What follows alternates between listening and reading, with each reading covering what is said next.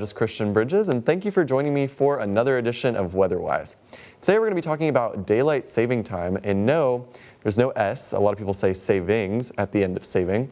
As we head into the fall and the days get shorter, the clock gets adjusted to account for the sun rising later and setting earlier in the day. We add an hour to the clock on a Sunday night in March, at which point we are in daylight saving time, and then we subtract an hour from the clock on a Sunday night in November, at which point we are in standard time. This effectively shifts the sunrise and sunset an hour earlier in the day to better take advantage of the limited daylight in the fall and the winter. Luckily for us, we are getting close to the good time change by most people's account, where we all gain an extra hour of sleep as the clock falls back. This will happen on the night of November 7th, 2021.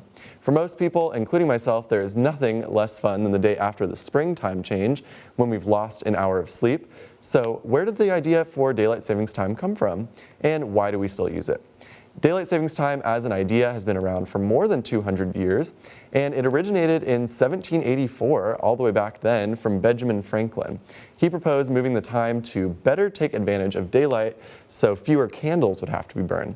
Slowly, over the next 200 plus years, more and more countries adopted daylight saving time, and nowadays many countries around the world observe DST.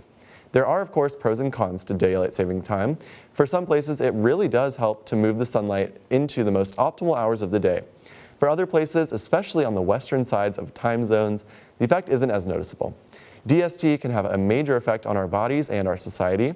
The loss of an hour of sleep has been linked to an increase in heart attacks and a spike in fatal car crashes in the days following the time change.